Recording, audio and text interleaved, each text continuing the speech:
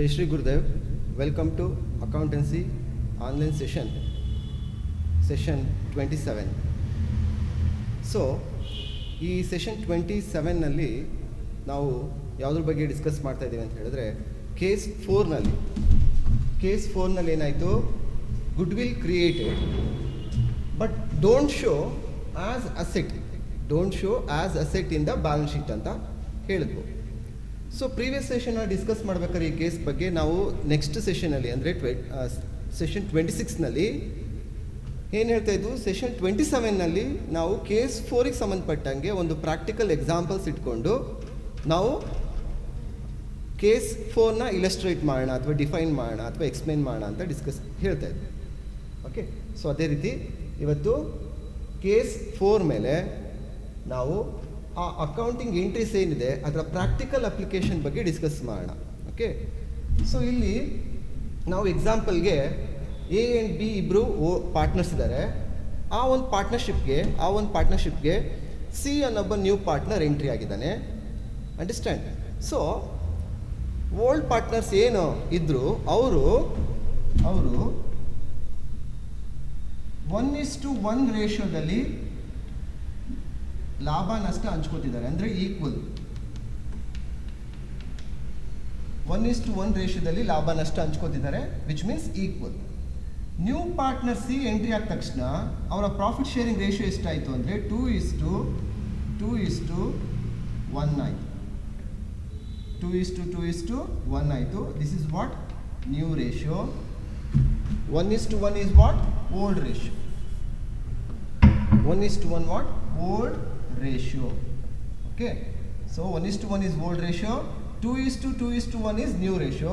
ಅಂದರೆ C's share ಎಷ್ಟು ಅಂತ ಹೇಳಿದ್ರೆ 1/5. C's ಶೇರ್ ಎಷ್ಟು ಅಂದರೆ 1/5. ನೋಡಿ ಇಲ್ಲಿ ಫೋಕಸ್ ಮಾಡಿ, C's ಶೇರ್ ಇಸ್ 1/5 ಅಂದರೆ ₹5 ಲಾಭ ಬಂದಾಗ ₹1. ನೋಡಿ ಇಲ್ಲೇ ಹೇಳಿದೆ ನೋಡಿ.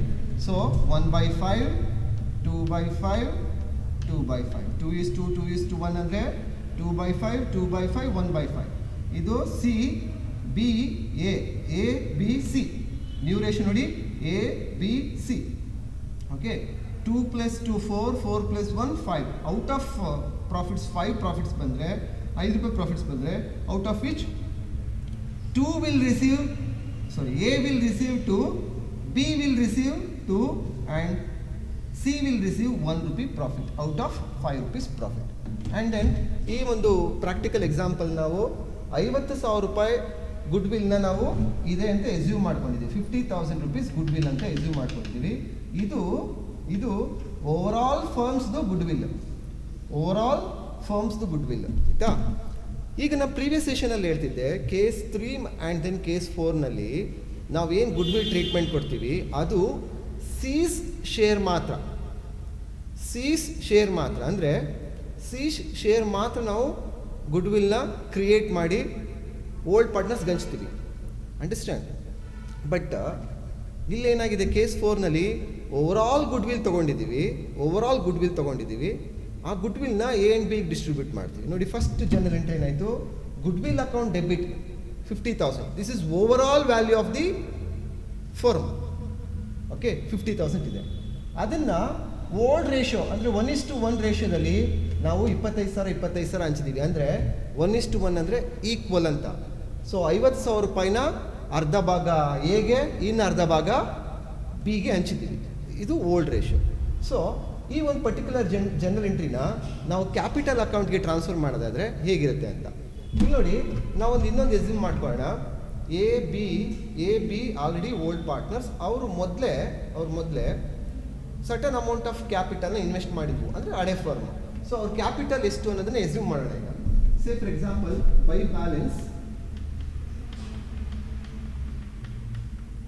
ಬ್ಯಾಲೆನ್ಸ್ ಬ್ರಾಡ್ ಡೌನ್ ಒಂದು 2,50,000 ಅಂತ ಎಸ್ಯೂಮ್ ಮಾಡ್ಕೊಳ್ಳೋಣ. C is a new partner. Okay, ಈಗ ಸಿನೂ ಕ್ಯಾಪಿಟಲ್ ತಂದ. Okay, so assume C capital ಎಷ್ಟಿರ್ಬೋದು ಅಂತ. ₹1,00,000 ಸಿ ಕ್ಯಾಪಿಟಲ್ ಅಂದ್ಕೊಳ್ಳೋಣ. ಸೊ ಎಂಟ್ರಿ ಏನು ಬಂತು, cash account debit C's capital account by cash account.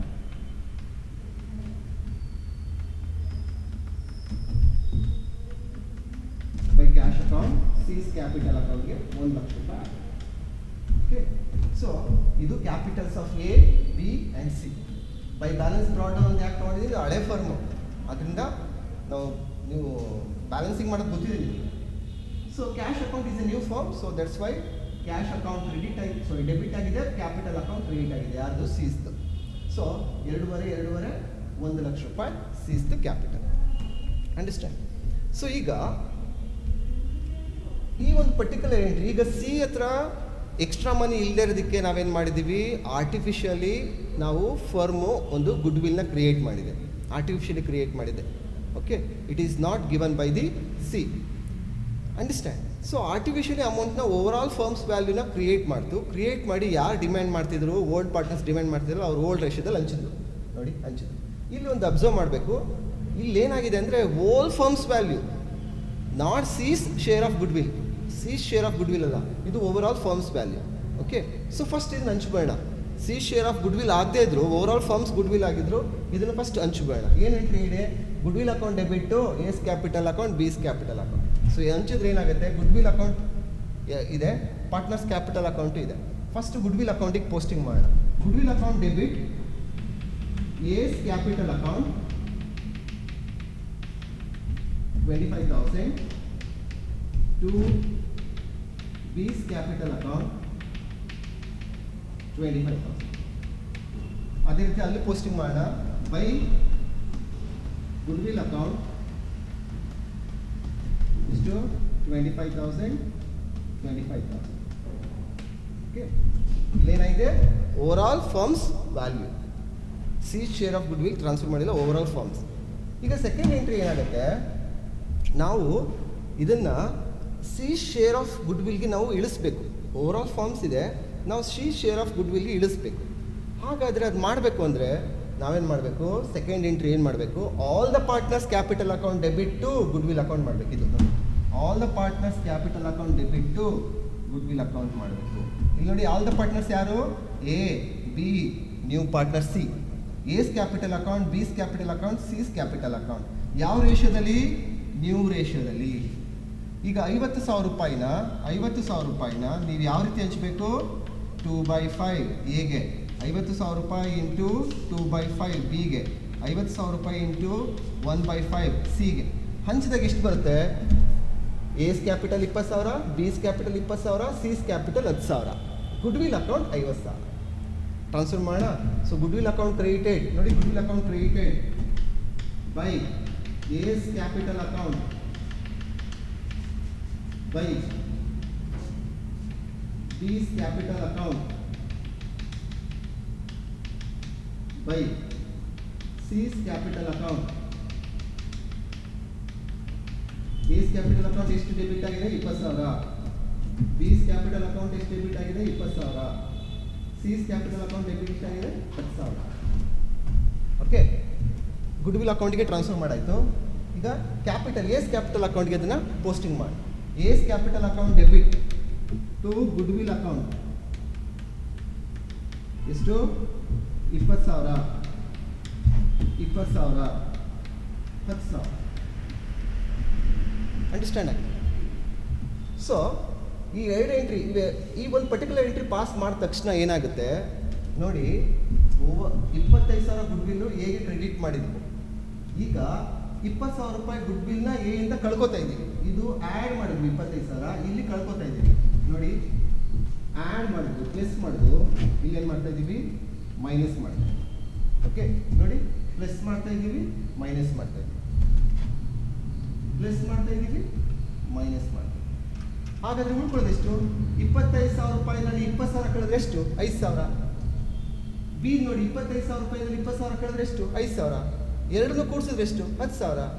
C share of good will ಎಷ್ಟು, 10,000. ಇಲ್ಲಿ ನೋಡಿ, 10,000, 10,000 rupees. ಸೊ ಆಟೋಮೆಟಿಕಲಿ ಏನಾಯಿತು, ನಾವು C share of good will ಮಾತ್ರ ಡಿಸ್ಟ್ರಿಬ್ಯೂಟ್ ಮಾಡಿರೋದು, ಓವರ್ ಆಲ್ ಫರ್ಮ್ಸ್ ವ್ಯಾಲ್ಯೂನ ನಾವು ಡಿಸ್ಟ್ರಿಬ್ಯೂಟ್ ಮಾಡಿಲ್ಲ ಕೇಸ್ 4ನಲ್ಲಿ. ಅಂಡರ್ಸ್ಟ್ಯಾಂಡ್? ಆ್ಯಂಡ್ ದೆನ್ ಈಗ ಸಿ ಎಕ್ಸ್ಟ್ರಾ ಮನಿ ತಂದಿಲ್ಲ, ಹೌದಾ? ಗುಡ್ ವಿಲ್ ನಾವು ಕ್ರಿಯೇಟ್ ಮಾಡೋದು, ಸಿಸ್ ಪ್ರಪೋರ್ಷನ್ ಆಗಿ ನಾವು ಗುಡ್ ವಿಲ್ ಕ್ರಿಯೇಟ್ ಮಾಡೋದು. ಸಿಗೆ ಏನು ಹೇಳ್ತಾ ಇದ್ದೀವಿ, ನೋಡಪ್ಪ, ನಿಮ್ಮ ಕ್ಯಾಪಿಟಲ್ ನೀನು ಬಂಡವಾಳ ಕೊಟ್ಟಿರೋದು 1 ಲಕ್ಷ, ಬಂಡವಾಳ ಕೊಟ್ಟಿರೋದು 1 ಲಕ್ಷ, ಈಗ ಬಂಡವಾಳ ಕೊಟ್ಟಿರೋದು 1 ಲಕ್ಷ, 1 ಲಕ್ಷ. ಅದರಲ್ಲಿ 10,000 ರೂಪಾಯಿ ಗುಡ್ ವಿಲ್ ನೀನು ಕೊಡಬೇಕು. ಸೊ ನೀನು ಬಂಡವಾಳದಲ್ಲಿ 10,000 ರೂಪಾಯಿ ಕಳ್ಕೊತೀವಿ. ಸೊ ನಿನಗೆ ಕೊಡಬೇಕಾಗಿರೋ ವಾಪಸ್ಸು ಬಂಡವಾಳ 90,000. ಸೊ ಆಬ್ವಿಯಸ್ಲಿ ಆಟೋಮೆಟಿಕಲಿ ಸಿ ಏನು ಮಾಡ್ದಂಗಾಯ್ತು, ಅವ್ನು ಗುಡ್ ವಿಲ್ನ ಕೊಟ್ಟಂಗಾಯ್ತು. ಯಾವ ಥರ ಕೊಟ್ಟಂಗಾಯ್ತು, ಫರ್ಮಿಗೆ ಏನು ಬಂಡವಾಳ ಕೊಟ್ಟಿದ್ದ ಆ ಬಂಡವಾಳದಲ್ಲೇ ಅವ್ನು ಕೊಡಬೇಕಾಗಿದ್ದ ಎಕ್ಸ್ಟ್ರಾ ಮನಿ ಗುಡ್ ವಿಲ್ನ ಕಳ್ಕೊತೀವಿ. ಅವನ್ನ ಕ್ಯಾಪಿಟಲ್ ಏನಂತ ಕನ್ಸಿಡರ್ ಮಾಡ್ತೀವಿ ಇನ್ನು ಮುಂದೆ 90,000 rupees ಅಂತ ಕನ್ಸಿಡರ್ ಮಾಡ್ತೀವಿ. Understand, this is what net effect. Cash ಕೊಟ್ಟಿಲ್ಲ ಅಂದರು ನೀವು ಪಾರ್ಟ್ನರ್, ಯಾವ ದಿನ ನಾವು ಅಕೌಂಟಿಂಗ್ ಮಾಡ್ತೀವಿ ಅಂತ ಅವ್ನ ಕ್ಯಾಪಿಟಲ್ ಅಕೌಂಟ್ ಬ್ಯಾಲೆನ್ಸ್ ಏನಾಗುತ್ತೆ, ಕಮ್ಮಿ ಆಗುತ್ತೆ. ಅವನೇನಾದ್ರೂ ಎಕ್ಸ್ಟ್ರಾ ಮನಿ ಕೊಟ್ಬಿಟ್ಟಿದ್ರೆ ಅವ್ನ ಕ್ಯಾಪಿಟಲ್ 1 ಲಕ್ಷ ಅಂತಲೇ ಇರ್ತಿತ್ತು. ಎಕ್ಸ್ಟ್ರಾ ಮನಿ ಕೊಟ್ಟಿಲ್ಲ, ಅವ್ನ ದುಡ್ಡಿಲ್ಲ, ಅದಕ್ಕೇನು ಮಾಡಿದ್ದೀವಿ, ಅವ್ನ ಬಂಡವಾಳನೇ ರೆಡ್ಯೂಸ್ ಮಾಡಿಬಿಟ್ಟಿದ್ವಿ. ಅದು ರೆಡ್ಯೂಸ್ ಮಾಡಿದ ದುಡ್ಡನ್ನು ಯಾರಿಗೆ ಹಂಚಿದ್ದೀವಿ, ಎ ಆ್ಯಂಡ್ ಬಿಗೆ ಹಂಚಿದ್ದೀವಿ. ನೋಡಿ 25,000ದಲ್ಲಿ 20,000 ಅಷ್ಟು ಹೋದ್ರೆ ಎಷ್ಟು, 5,000. ಈಗ ಬ್ಯಾಲೆನ್ಸಿಂಗ್ ಮಾಡಿ. 2,75,000 2,75,000 ಓಕೆ, 2,75,000 2,75,000. ಸೊ 2,75,000 20,000 ಹೋದರೆ 2,55,000 2,55,000 to balance carried down. ಇದು ಈ ಪರ್ಟಿಕ್ಯುಲರ್ ಪೋರ್ಷನ್. ಇಲ್ಲಿ ನೋಡಿ, ಇನಿಷಿಯಲ್ ಇನ್ವೆಸ್ಟ್ಮೆಂಟ್ ಎಷ್ಟಿತ್ತು, 2,50,000 ಇತ್ತು. ಈಗ ಎಷ್ಟಾಗಿದೆ, 2,55,000 ಆಗಿದೆ. ಕಾರಣ ಏನು, 5,000 ಎಕ್ಸ್ಟ್ರಾ ಆಗಿದೆ. ಕಾರಣ ಏನು, ಗುಡ್ ವಿಲ್. ಬಿ ನೋಡಿ, 2,50,000 ಇತ್ತು ಇನಿಷಿಯಲ್ ಇನ್ವೆಸ್ಟ್ಮೆಂಟು. ಈಗ ಎಷ್ಟಾಗಿದೆ, ಕ್ಲೋಸಿಂಗ್ ಬ್ಯಾಲೆನ್ಸ್ 2,55,000 ಆಗಿದೆ. ಕಾರಣ ಏನು, 5,000 ಜಾಸ್ತಿ ಆಗಿಲ್ಲ, ಗುಡ್ ವಿಲ್. ಆಯಿತಾ. ಸಿ ನೋಡಿ, 1 ಲಕ್ಷ ಇತ್ತು. ಈಗ ಎಷ್ಟಾಗಿದೆ, 90,000 ಆಗಿದೆ. ಎಷ್ಟು ಕಮ್ಮಿ ಆಗಿದೆ, 10,000 ಕಮ್ಮಿ ಆಗಿದೆ. ಅದೇನು, ಗುಡ್ ವಿಲ್.